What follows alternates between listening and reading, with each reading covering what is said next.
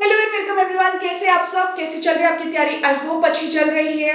आज की वीडियो बहुत इंपॉर्टेंट होने वाली है क्योंकि वो कवर करने वाली है आपके 10 to 12 मार्क्स यानी कि 4 to 5% of your exam administrative law के 4 से 5 क्वेश्चंस जो आपके पूछे जाते हैं और जो कि भर करके सिर्फ केस लॉस पे पूछे जा रहे हैं, वो इन 2 वीडियो से 2 पार्ट्स के अंदर एडमिनिस्ट्रेटिव लॉ की वीडियो है।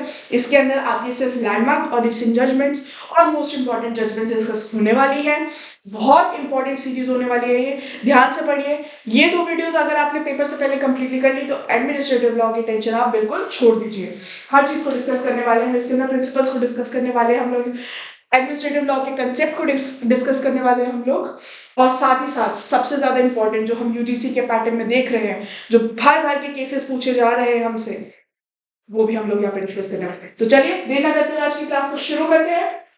सबसे पहली जजमेंट है हमारी AK Kraipak versus union of India, 1970 की जजमेंट है। इस ईयर को जरूर याद रखिए। क्या कहती है जजमेंट? इस जजमेंट के अंदर छोटा सा एक बेसिक्स है, मैं आपको पहले ही समझा देती हूँ। जजमेंट में क्या चीज है कि एक कमेटी अपॉइंट होती है एक सर्विस के सिलेक्शन के लिए। ये कमेटी है, ये सर्विस के सिलेक्शन के लिए, यहाँ पे सर्विसेज है, अब इसकी अपॉइंट हुई है। अब एक बंदा है जो इस सर्विसेज से ऑलरेडी रिलेटेड है, वहां पे ऑलरेडी काम कर रहा है, और वो बन जाता है इस कमेटी का मेंबर, और उसने भी इसी पोस्ट के लिए अप्लाई करा है। ठीक है, अब जब जिस पोस्ट के लिए अप्लाई कर रहे हैं आप उसी के इंटरनल मेंबर है और आप खुद ही अपॉइंट कर रहे हैं अपने आप को, तो जाहिर सी बात है कि वो अपॉइंटमेंट हो ही जाएगा। बट वो अपॉइंटमेंट किस चीज के वॉयलेटिव होएगा? वॉयलेटिव होएगा प्रिंसिपल ऑफ नेचुरल जस्टिस के, यानी कि a person can not be जज इन हिज ओन केस। आपको जिस काम के लिए भेजा जा रहा है, आप उस काम में ऑलरेडी इन्वॉल्व है, आपका खुद का पर्सनल गेन है, आप उस काम को नहीं कर सकते। सेम चीज सुप्रीम कोर्ट ने हमें कही थी। The subject of the case concerned the employment of a civil servant through the recently established All India Forest Services as arbitrary and violative of principle of natural justice. हमने देखिए principle of natural justice की बात करी थी। In this case, a committee was constituted for the selection of officers into the All India Forest Service. The chief conservator of the forest was one of the member of the said committee. The said chief conservator at that time had also applied to be selected for the All India Forest Services. Eventually, he got selected for the post. Although he wasn't present at the time of the selection of candidates, his fellow candidates were aggrieved with the same appointment. Supreme Court held that the said appointment was violated the principle of natural justice as there existed a chance of bias during the appointment. The case also established that principle of natural justice must be applied in judicial, administrative, as well as quasi-judicial matters. I hope clear है। इससे easy तरीका judgement पढ़ने का और कुछ भी नहीं है, शायद क्लियर नहीं है ढंग से। मैं केस का नाम लिख देती हूँ, द केशव मिल्स को limited and another versus union of India. यहाँ पे लिख देते हैं केशव मिल्स को limited versus union of India. Clear है हमारा? 1973। ठीक है, 1973 की जजमेंट है, इंपॉर्टेंट जजमेंट है, आइए पढ़ते हैं। The case involved a company of cotton textile mill which was established in the year 1934. However, it had to be closed down between 1966 and 1968 as it became a sick textile mill. In the year 1969, the government thereby ordered an investigation into the matters of the company by appointing a committee. Eventually, the Government of India passed an order under Section 18A of the Industries Act 1951, and the Gujarat State Textile Corporation Limited was given the management of the said company for 5 years. The company thereby filed a writ petition in the High Court of Delhi on the basis that a copy of the report based on which the decision was taken was not provided to them, and that they were not given a fair hearing opportunity and thereby violated the principle of natural justice. Fair hearing opportunity नहीं दी उनको, यानी कि कौन सा principle of natural justice हुआ यहाँ पे violate? Audi ultra partem का natural justice. The said petition was dismissed.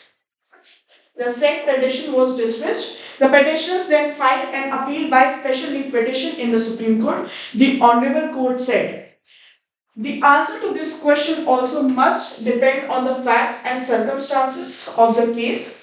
Whether the report should be furnished or not must therefore depend in every individual case on the merits of that case. We have no doubt that in the instant case, non-disclosure of report of investigating committee has not caused any prejudice whatsoever to the appellants.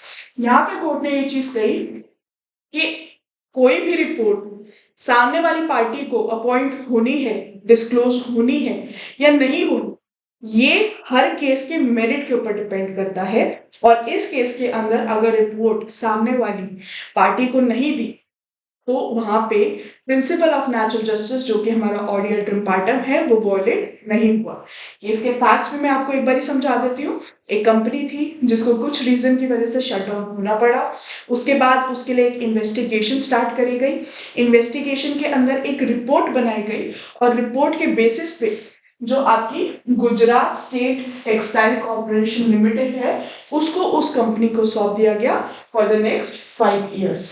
Company ने ये चीज कही कि जिस report के basis पे ये decision पास करा गया है वो रिपोर्ट उनको नहीं दी गई थी, इसलिए वो ढंग से अपनी एक फेयर रिप्रेजेंटेशन या उसका रिप्लाई या रिबटल नहीं दे पाए थे। आई होप आपको फैक्ट्स क्लियर हो गए होंगे। चलिए नेक्स्ट केस के ऊपर।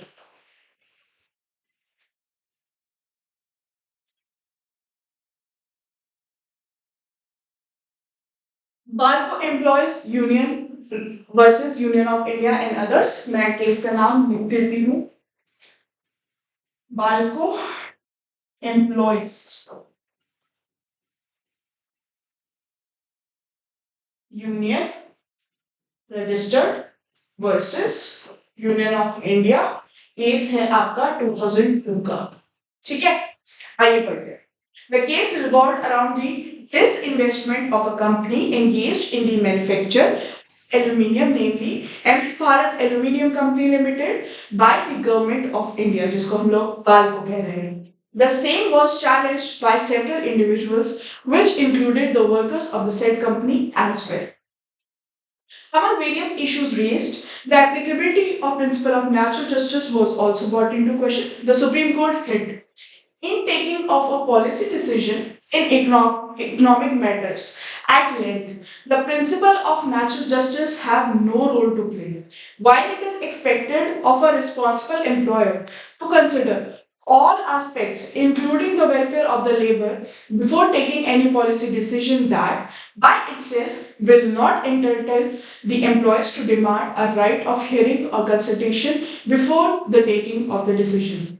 The Supreme Court further stated that even though the company's employees might be interested in the matter of the company, it will not be possible to accept the claims that the natural justice principle would be applicable during the disinvestment process and that the parties with an interest in the business would have a right to be heard. The court also stated that a decision made by government cannot be contested as being against the natural justice principle unless it is arbitrary. आपको यहाँ पे सिर्फ इतना समझने की जरूरत है, इतना ध्यान रखने की जरूरत है कि अगर आपसे क्वेश्चन पूछा जाए एक पॉलिसी मेकिंग डिसीजन के अंदर या फिर एक गवर्नमेंट के लिए गए डिसीजन के अंदर अगर principle of natural justice violate हो रहे हैं तो क्या उनको चैलेंज करा जा सकता है। तो सुप्रीम कोर्ट ने एक जनरल रूल ये चीज कही कि जहाँ पे पॉलिसी मेकिंग का कंसेप्ट आता है या फिर गवर्नमेंट ने कोई रूल पास करा है पॉलिसी मेकिंग को लेके, वहां पे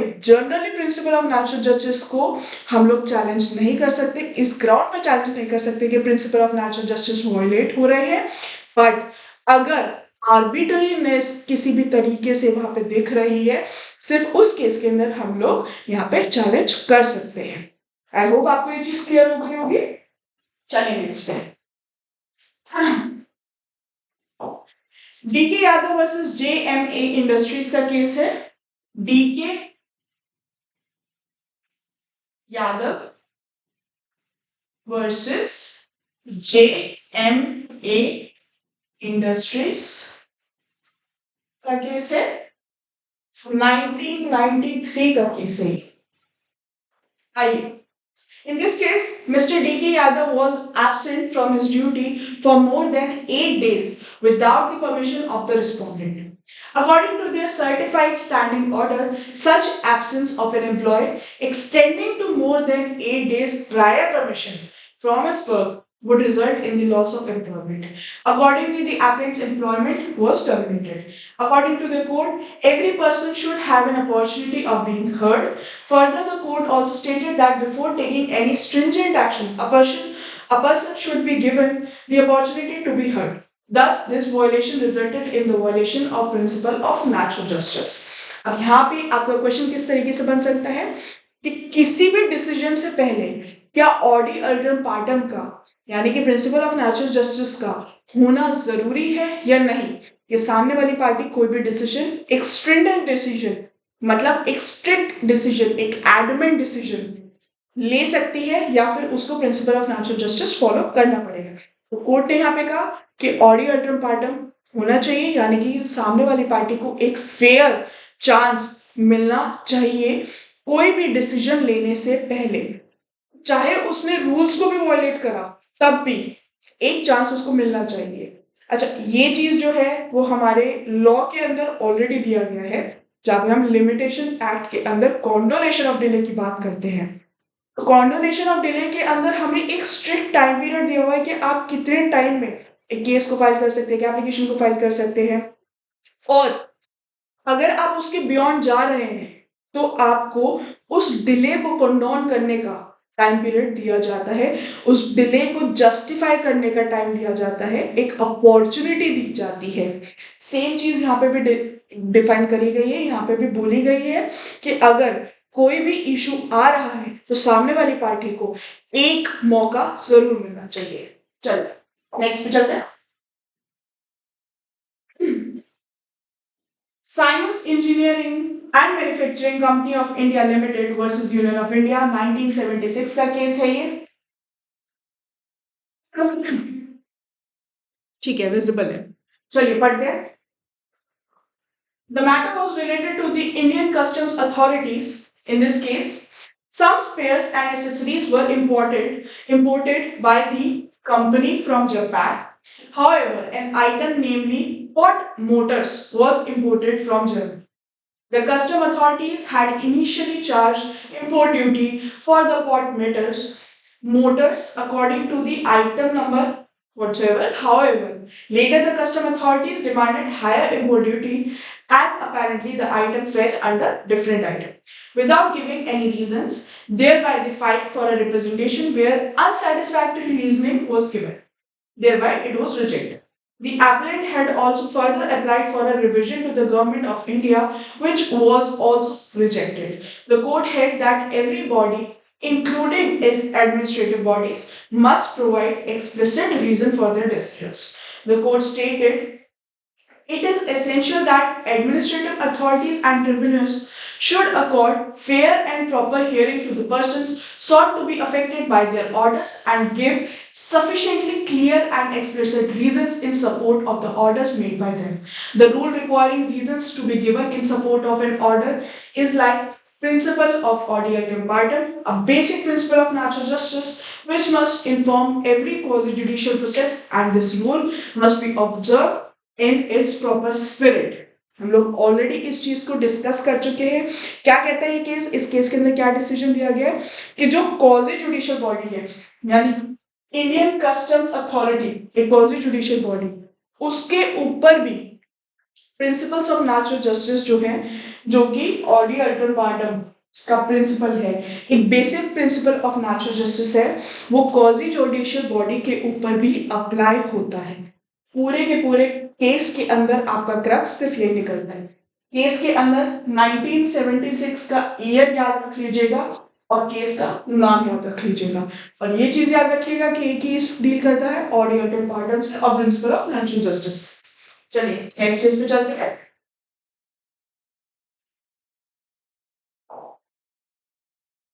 गुलवाली Nageswara Rao versus state of Andhra Pradesh. आइए पढ़ते हैं इस केस को। This case involved a business of motor transport in Andhra Pradesh. Who were the appellants in present case? A scheme of nationalization of motor transport was brought by the state transport undertaking, which was approved by the chief minister. Before the approval of the scheme, objections on the same were raised, but they were heard by the transport department and the chief minister himself. The appellants thereby filed a writ petition on the same issue in the High Court, which was dismissed. Thereafter, they appealed to Supreme Court. Supreme Court stated that the principle that a party cannot be judged in his own cause and held that the order of the Secretary of Transport Department who gave the hearing on the objections previously raised was biased. Thus, the said order was quashed. यहाँ पे जो हमारा principle of natural justice है, one cannot be judged in his own case. वो violet हो रहा था, यानी कि यहाँ पे एक स्कीम निकली थी जिसके अंदर जो हमारी अथॉरिटी है, ट्रांसपोर्ट अथॉरिटी है, उन्होंने एक स्कीम निकाली थी, उसके लिए ऑब्जेक्शंस रेज करी गई। तो वो ऑब्जेक्शन एक अनबायस्ड अथॉरिटी ने नहीं बल्कि जिन्होंने स्कीम निकाली है उन्होंने ही हियर करी, यानी कि जिनका काम है वो ही खुद जज बन रहे हैं उसी केस के अंदर। तो कोई भी अपने ही केस में जज नहीं बन सकता यहाँ पे, इसीलिए उनका जो डिसीजन है कि जो उन्होंने सारी की सारी ऑब्जेक्शंस हटा दी थी, रिजेक्ट कर दी थी, वो ऑर्डर क्वैश कर दिया गया था। Next, Maneka Gandhi versus union of India का case one of the most important case है। डिस्कस ना भी करें तो भी ये केस सबको पता होना चाहिए, लेकिन प्रिंसिपल ऑफ नेचुरल जस्टिस के रिगार्ड में ये केस कैसे काम करता है एक बार बस उतना समझ लेते हैं, उतना पढ़ लेते हैं। In this case, the regional passport officer New Delhi under the Passport Act had ordered Maneka Gandhi to surrender her passport. She was issued a show cause notice as to why her passport should not be impounded. However, she was not allowed to present her case before the passport authority. The Supreme Court indeed quashed the order of Regional Passport Authority New Delhi directing Maneka Gandhi to surrender her passport.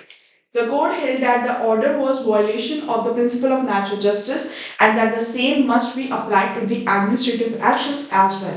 In this case, the rule of post-decisional hearing was developed. In a post-decisional hearing, the aggrieved individual would be allowed to be heard after the immediate decision of a specific authority to establish harmony between administrative procedures and principle of natural justice. अब यहाँ पे हम लोगों ने दो चीजें समझनी है मनेका गांधी के केस में। कॉन्स्टिट्यूशनल एस्पेक्ट में जो गोल्डन ट्रायो है वो तो हमें इस केस का ऑलरेडी पता है, लेकिन एडमिनिस्ट्रेटिव एस्पेक्ट के अंदर इस केस में क्या चीज समझनी है। पहली चीज, ऑडी अल्टरम पार्टन यानी कि प्रिंसिपल ऑफ नेचुरल जस्टिस जो है वो यहाँ पे वॉयलेट करा गया था। मनेका गांधी को अलाउ नहीं करा गया था कि वो अपना पक्ष सामने रखे। Her side of the story was not allowed to be heard. First violation of principle of natural justice यहाँ पे हुआ। सेकेंड, यहाँ पे एक प्रिंसिपल डेवलप हुआ पोस्ट डिसीजनल हियरिंग का। पोस्ट डिसीजनल हियरिंग यहाँ पे डेवलप हुआ। पोस्ट डिसीजनल हियरिंग का मतलब कि जो आपकी अथॉरिटी है जब उसने डिसीजन दे दिया उसके इमीडिएट बाद एक हियरिंग होती है जो उस डिसीजन को रिव्यू करती है कि क्या वो डिसीजन सही है प्लस नेचुरल जस्टिस के प्रिंसिपल को फॉलो करे। यानी कि दो चीजें, एक तो डिसीजन आर्बिट्रेरी नहीं होना चाहिए plus violative of principle of natural justice नहीं होना चाहिए। ये दो चीजों को कंबाइन करके एक डिसीजन को चेक करने के लिए जब हियरिंग करी जाती है किसी भी अथॉरिटी की तो उसको हम लोग कहते हैं पोस्ट डिसीजनल हियरिंग। तो आपसे पूछा जाए कि पोस्ट डिसीजनल हियरिंग कौन से केस में डेवलप करी गई थी, जो कि आपका PYQ ऑलरेडी बना हुआ है, तो वो है हमारा golden trio case Maneka Gandhi versus union of India 1978। Next case important case है Jawaharlal Nehru university versus BS Narwa case. The respondent was a student of 5-year integrated course in the Masters of Arts degree in the Russian language at Jawaharlal Nehru University. However, due to his poor academic performance, his name was struck off the rolls. The court held that the decision of the board based on academic performance is not subject to the rule of natural justice. The decision was based on the academic performance of the student by the competent authority and therefore principle of natural justice does not apply. यानी कि पूछना चाह रहा है हमसे कि जब एक मेरिट के बेसिस के ऊपर आपकी कॉम्पिटेंस के ऊपर कोई डिसीजन लिया जाता है, कॉम्पिटेंस के ऊपर, कॉम्पिटेंस यानी कि हालात के ऊपर कुछ भी नहीं है, यहाँ पे कोई भी चीज देखी नहीं जा रही, मतलब आप कंडोम नहीं कर सकते, उसको जस्टिफाई नहीं कर सकते, ये आपका खुद का एक स्किल है।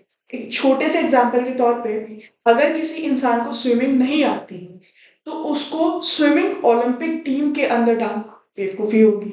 यही चीज वो यहाँ पे कह रहे हैं कि उनकी इतनी ज्यादा पुअर एकेडमिक परफॉर्मेंस थी कि वो यूनिवर्सिटी में पढ़ ही नहीं सकते थे और इस वजह से उनका नाम स्ट्रक डाउन कर दिया गया। तो यहाँ पे principle of natural justice apply नहीं होंगे। Next, Govind Ramji Yadav versus state of Maharashtra 1990 का केस है। This case talks about giving a reasonable opportunity to be heard to a person. In this case, the appellant had been convicted of murder in furtherance of their common intention for disappearance of evidence with two others. The High Court of Bombay had increased the appellant's sentence, which was granted by the trial court from 3 years to 7 years without giving any notice or opportunity to hear the appellant. The Supreme Court held that the High Court should have allowed the appellant before such enhancement. The order of trial court was restored, thereby overturning the High Court's order.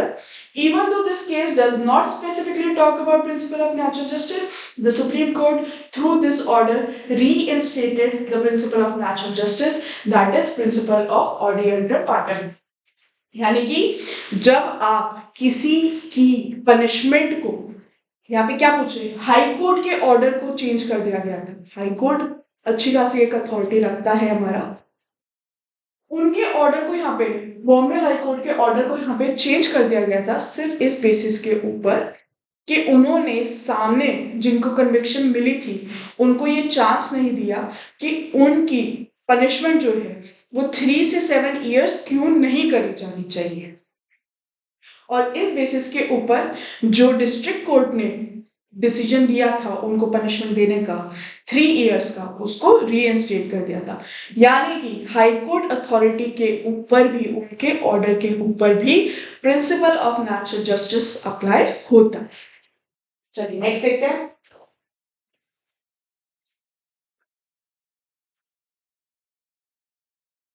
K.I. Shepherd versus Union of India 1988 का case है ये।